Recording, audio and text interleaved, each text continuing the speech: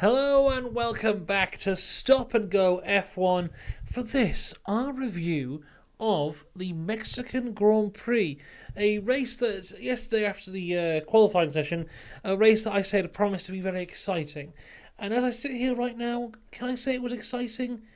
Yes and no. There were moments which were very exciting that we'll get into, but I do feel it was once again one of those races very similar to last weekend where it took a while to get into it. There were big moments of not much happening. Even like in those moments of not much happening, there were overtakes, but they were overtakes that you kind of knew that were going to happen. But then as we got towards the end, then the excitement came up, and also there was some excitement in the middle as well. Overall, decent race. Let's get into all of it right now. Firstly, like and subscribe. That is the rules. And there is a lot to go through before the race even starts, starting with Lance Stroll, who for the second weekend in a row is starting this race from the pit lane. And very much, I think, at this point, Aston have just given up. They've fully just given up. I don't think they even understand their car anymore. They brought in these new upgrades. They haven't got a clue what's going on. The car is dreadful. And I think they're just using these races now as bona fide test sessions for them because, yeah, I mean, Lance did quite well in qualifying. Well, he was out in Q1, but I mean, he's always out in Q1. He wasn't last. And, yeah, they just went, right, okay, we're going to change everything and starting from the pit lane again. Logan Sargent received a 10-place grid penalty for overtaking Yuki Tsunoda whilst the yellow flags were out in Q1. This pushed Logan from P20 to P20, but he did then go up to P19 because of Lance Stroll. So Logan Sargent qualified 20th, got a 10-place grid penalty and started 19th. Yuki Tsunoda got sent to the back of the grid because of engine changes. I think he qualified 15th, got sent to the back of the grid and started P18. And then Lando Norris, who qualified 19th, then goes up to P17. I hope you're all following. Alonso was noted for speeding in the pit lane before the race even started. Sorry, don't know if that got caught on the microphone then, but it sounds like every plate in my kitchen just exploded. So that's a fun one for me to go check out once I'm done here. Yeah, Alonso got noted for speeding in the pit lane before the start of the race. He got a €100 fine for this. And I'm sure, you know what, on the list of things that Fernando Alonso is annoyed about today, I don't think that fine makes the top 100. Piastri, on his way to the grid, had some paper stuck in the floor, so that was fun. They got rid of that. Then we go to the intro. We're not even at the race yet, the intro, and they didn't have the Mexican special intro. The lovely Mexican music they play. They didn't play it over the intro. Then they realised, oh no, we haven't played our special Mexican intro. So they played the Mexican intro over the graphics for the starting grid. Not good enough, F1. Make it up to us for Brazil. Play the Mexican special intro. So, now we can actually go to the start of the race. We're only nearly 4 minutes into the video. Ferrari are on the front row with Verstappen in third place, Albon and Ocon on the hards, Norris on the softs, everyone else electing for the mediums. And as we go out to start the race, Max Verstappen has he's always very good on the starts in Mexico. We saw in 2021 he went from third to first round the outside. Here he elects for something different. A gap opens up between the two Ferraris and Max Verstappen goes, thank you very much, I'll go there, and just goes right down the middle. Unbelievable stuff. 9 times out of 10 that leads to a massive crash, but somehow he pulls it off and gets through. Sainz drops back a bit, and it's Leclerc and Verstappen going into turn 1, but along comes Sergio Perez, who sees a gap on the outside of Leclerc and tries to go round the outside of him. That's when the two of them have contact. Leclerc has a damaged front wing, but Sergio Perez, in his home race, after making what was quite a good start, is out of the race. Unbelievable stuff. You could hear the fans so disappointed. They love Sergio Perez so much. And there was a clip like on lap 30 of a father still consoling his son after 30 laps. And you could see how devastated Sergio was as well. He was able to get the car going again, but there was a huge hole in the side pod of his car, and there was no point sending him out again, so he did retire the car from there. But personally, if you're going to point who's to blame, I'd say, honestly, it's a racing incident. It's one of those lap 1 racing incidents. If you want to point blame to one more than the other, you could point towards Sergio, but I think it's just one of those things that happen into turn 1, and I think you shouldn't really blame either one of them, to be honest with you. At this point, Max is leading the way in the race. Virtual safety car comes out because Charles Leclerc, his front wing was damaged, but the end plate wasn't off. It was hanging on, much like we saw happen to Kevin Magnussen over and over and over again last year. Now, if this was last year, they would have sent out the black and orange flag, also known as the meatball flag, to tell Leclerc to come in and change the front wing. But after that happened to Magnussen like 3 times last year, I do believe that the FIA had just another look into this rule and thought maybe we shouldn't be doing this so much and just let the guys deal with it themselves. So they didn't tell him to come in, and eventually that piece did fall off. This caused a virtual safety car because it fell off on the racing line into turn 1. There was a brief virtual safety car at the start of the race. After this, Lewis Hamilton is right on the gearbox of Daniel Ricciardo, who still remains in P4 at this time, but Hamilton was unable to get past. Ricciardo doing some fantastic defending against a car which is far, far, far faster than he was. Yuki Tsunoda pits from the mediums to the hards on lap 10, incredibly early for Yuki, but it looked like they were trying to undercut someone extremely early on, and it did work for a little bit. On lap 11, after 5 laps of trying, Lewis Hamilton finally gets past Ricciardo for P4. Yeah, Ricciardo is doing a fantastic job. Lando Norris pits from the softs to the hards on lap 12, and Charles Leclerc is under investigation for driving in an unsafe condition. Now, as I sit here right now, that investigation has not been concluded and was told to be done after the race. Personally, if he gets a penalty for that, I think it's utterly, utterly ridiculous because, he obviously showed he still had the pace. His car was not out of control. He had it all under control. The bit fell off. They did a virtual safety car. They picked it up. They moved it on. No one lost anything due to that. So if that gets a penalty, that's ridiculous, and I think he should be fine. Max Verstappen pits on lap 20, which I thought was incredibly early from the mediums to the hards. Now, at this point, I thought maybe he was going to go and try and do a 2-stop. As we go on throughout the race, you'll see things happen, which mean that the traditional strategies kind of went out the window. But it would have been interesting to see if this had been a one continuous race, what he would have done there, because he did go very, very early. At this point, though, Lewis Hamilton is on the back of Carlos Sainz, fighting him quite hard, was not able to get past him. That's the thing about Lewis today. Lewis had a lot of pace and was consistently quick, but always struggled to overtake.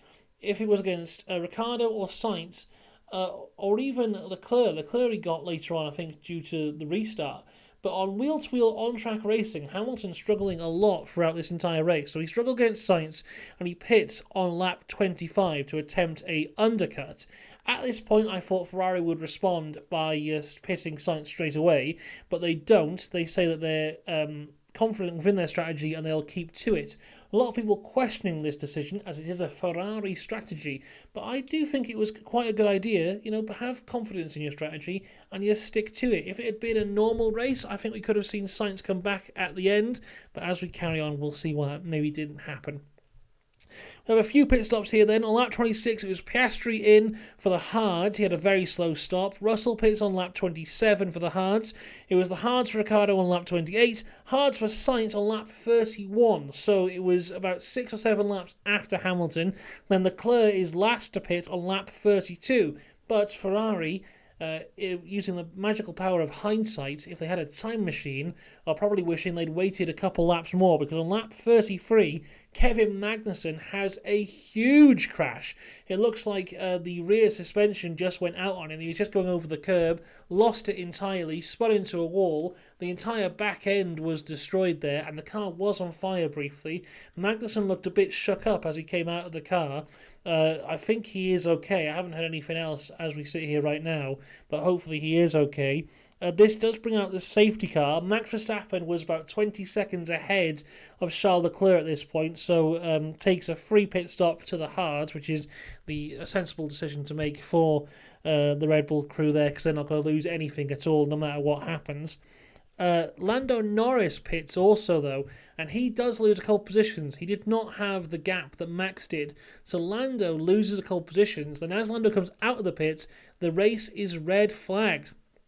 The barrier was damaged, as well as just the car as well was in such a condition that they needed to get other vehicles on there to get rid of it, because it was not in a good way whatsoever. So the red flag was the right decision, and there'll be people who are like, oh well, I knew it was a red flag right away, why didn't we red flag it right away? But I think having the safety car come out in order to assess everything and then going to the red flag, I think is the better idea, rather than just red flagging it, then maybe discovering we didn't need the red flag. So I think this was the right way to go.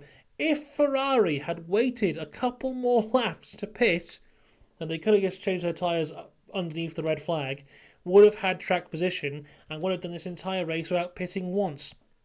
So that's the downside for Ferrari.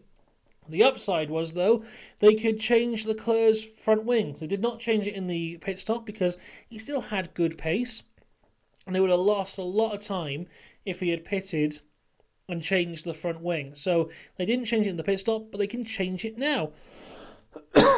Now, all the guys on the right-hand side of the grid, so all the guys who were in even number positions, so 2nd, 4th, 6th, 8th, and so on, they were at a tremendous disadvantage at this point, because that's where all the marbles were getting thrown off. The racing line's on the left, and the dirty side of the track was on the right. So all the guys on the right-hand side of the track had a hell of a lot less grip for the restart. And as we go on to the restart, it was Hamilton, Piastri, Russell, Hülkenberg, Norris, Albon, Ocon and Sargent, all in the mediums.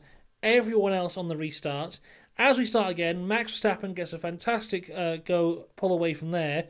Hamilton, though, is all over Leclerc. Leclerc on that dirty side of the track, on the hards compared to the mediums of Lewis Hamilton. So Lewis not only has the grippier side of the track, but the grippier and faster tyres as well. So he's all over him and does get past him for P2 pretty much straight away. That was on lap... well, no, it wasn't straight away, was it? It was on lap 40. So it took him a few laps again, despite having the advantages. But yeah, Lewis has had great pace, but maybe the Lewis no longer drives for McLaren. It is not 2012. Maybe the Mercedes lacking that one thing it needs to do overtakes, but it's much better in the clean air than it is in the dirty air. We saw both Hamilton and Russell, when they were behind guys in this race, having to pull out and get that clean air rather than get stuck behind and seemingly overheat the tyres and overheat the car. Lando Norris, well, it was an interesting few laps for Lando, because he pitted and lost 2 positions, and then he had an awful start on the restart and lost about 4 positions. So he lost 6 places through bad decisions strategy-wise and bad starts. So, Lando had a fantastic race this weekend. I'll just cut to the chase here. He had a fantastic race. But what I would say is, yes, he made lots of positions up, but he should not have been qualifying as low as he did. That's a mistake on him. And also, he could have finished this race so much higher if not for that choice to pit, and if not for that awful restart. So, we'll have the driver ratings tomorrow on the channel, so subscribe for that. And I will be giving Lando a very high score, but it won't be a perfect score. Spoiler alert here, because I do think he made some mistakes. And as much as I really like Lando, and I think he's fantastic, and I think he's one of those drivers that is going to be around for a long time and will go on to win many races, I think also what separates a guy like Lando from being in the same category you would put the likes of a Max Verstappen, Lewis Hamilton, Fernando Alonso, is those guys would not make these mistakes. Those guys, if you have a car that is good enough for, what did Piastri qualify in the end? Was he like 7th or 8th?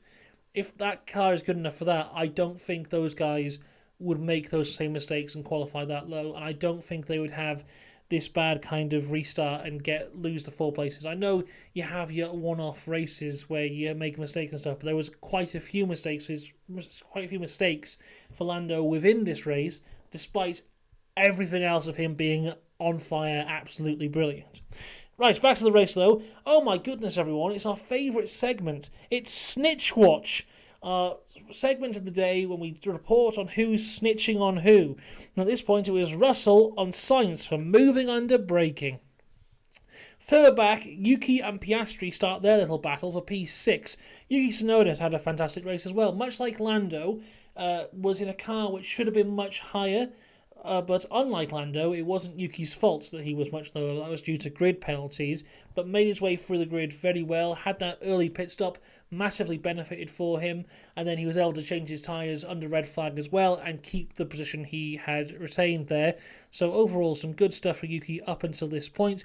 On lap 48, Alonso, who I think was 17th or 18th and had been 17th or 18th all race, retires the car. He says that there was something wrong with it, but this very much reminds me of Alonso's McLaren days, the later McLaren days, where the car was just awful and he'd be driving around out of the points and he'd just go, "Oh guys, there's an issue with the car," and the guys would go, "We can't see any issue, Fernando. What's the issue?" He goes, "Oh, the guys, I feel an issue. I'm going to have to retire the car." Yes, because he's not here to drive around in 17th.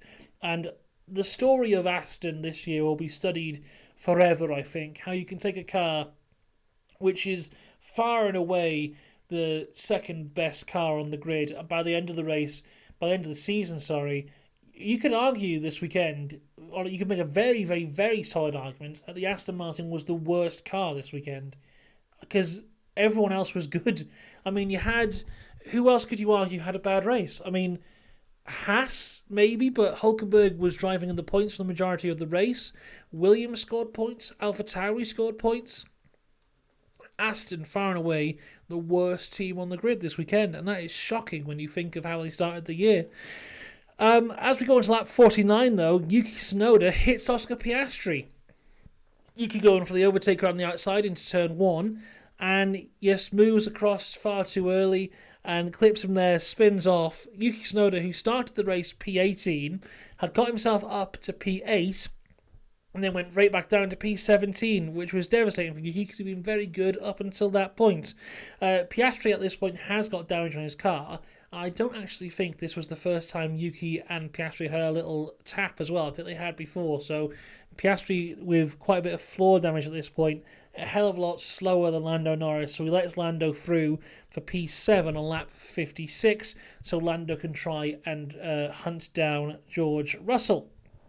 Oh my goodness, everyone. It's time for Snitch Watch again, and this time it's Logan Sargent who's snitching on Lance Stroll for once again moving under braking. And to be fair to him, Stroll was moving under braking. Right, Norris gets past Ricciardo on lap 60 for P6, but Ricciardo did not make it easy on him whatsoever, properly getting his elbows out.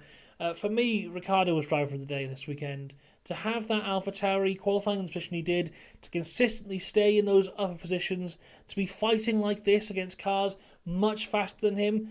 I said a couple of weeks ago on the news video talking about Perez alleged retirement. I was like, what is it that you've seen from Ricciardo this year that tells you that he should be in that Red Bull? And up until today, I would stand by that, saying I hadn't really seen anything from Ricciardo in the brief race appearances that he'd made this year to say he would be good enough to be in the Red Bull.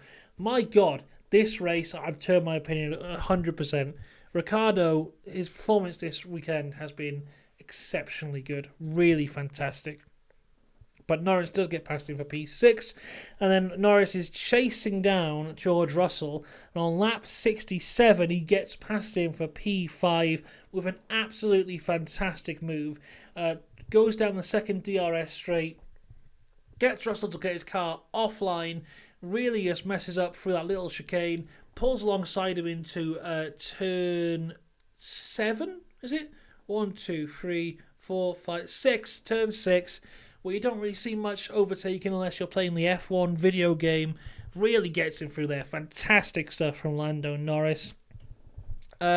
Further down the grid, Stroll tries to overtake Bottas in the stadium section of the track, and Bottas goes, "No thank you," and just hits him. Stroll retires the car from this because he was last anyway, and there's only a few laps left to go.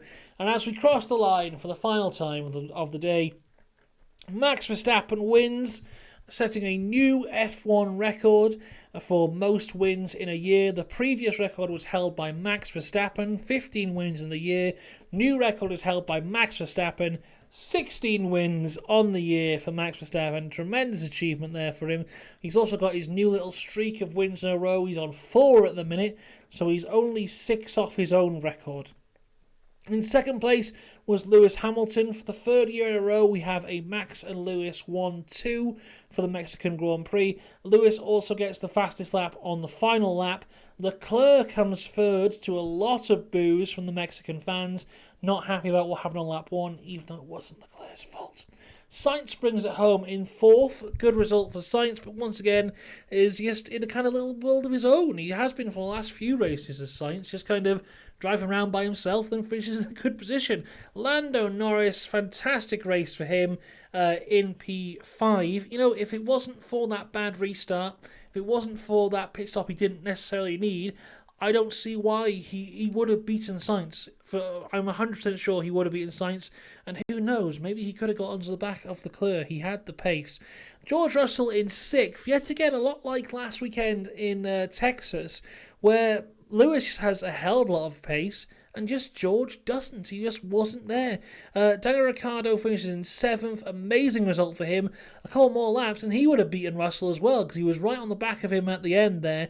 Piastri finishes in 8th place. Good result considering the damage that he had. Albon points again for the Williams in 9th. Then it was Ocon who took the final points position in 10th place. Gasly just behind him in P11. Now, Sargent was 12th. And I've written something down here. I thought that's quite funny because last week he finished 12th. This week he finished 12th. Last week, 2 people DNF'd. He got his points. I was like, there you go. He's going to do it again. He finishes 12th. There'll be 2 people who get disqualified. He'll get points again. But Williams decided to retire the car on the final lap. So I don't know why. Instead of taking the checkered flag, going round and just finishing the race, he just pulls into the pits. So that was a bit strange. Apparently there was a fuel issue. So, you know, why not just take the flag and pull over? Like, if you get disqualified, it's fine, because you're not in the points anyway. I don't understand, but there you go. Yuki Tsunoda has to settle for 12th place. Very disappointing for him. His race was a lot better than 12th, but that one mistake against Piastri and it threw away. I mean, you know, he went down to 17th on lap 56 and came back to 12th. So, you know, yet again, it was very good despite his actual result. Hülkenberg was 13th. Now, Hülkenberg was like P10 for the majority of the race. Then, the Haas on the tyres is a lot better since the upgrades, but still not great. And on the last 10 laps, I think he lost 4 places because the tyres were just gone. Bottas was 14th. He was under investigation for hitting Stroll, but apparently he's not getting a penalty for that. So that's an interesting one. So Bottas will finish 14th. Then Zhou was 15th and the last of the people who finished the race. As I said, it was a DNF for Sargent, then it was a DNF for Stroll, DNF for Alonso, DNF for Magnussen, and a DNF for Sergio Perez. There you go. So overall, I thought it was a fun one. It was one of those ones we had to wait a little bit for the fun, but once the fun arrived, we had a lot of fun, a couple safety cars, red flags, some good overtakes, some really nice battles.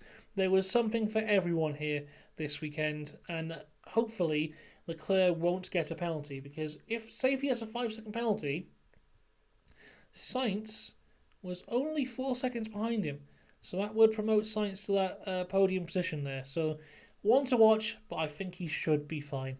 If he gets a 10-second penalty, if he gets a 10-second penalty, Norris won't be promoted because Norris is 10.1 seconds behind him. So he'd need a 15-second penalty for Norris to be promoted to 4th. So I'm sure it'll be fine. Unless they say, wow, you should have taken a 20-second penalty because 20 seconds is a pit stop and you should have made a pit stop. Then who knows what would happen. But I'm sure everything will be fine, Leclerc fans. Nothing goes wrong for Charles Leclerc in the Ferrari. There you go. That was the race. Tomorrow we'll discuss who our winners and losers are of the weekend, the driver ratings. So make sure you subscribe for that one. And then we're back next weekend. This triple header, it's killing me. Next weekend, back on the sprint races in Brazil. I can't wait. Until then, have a good one. Goodbye.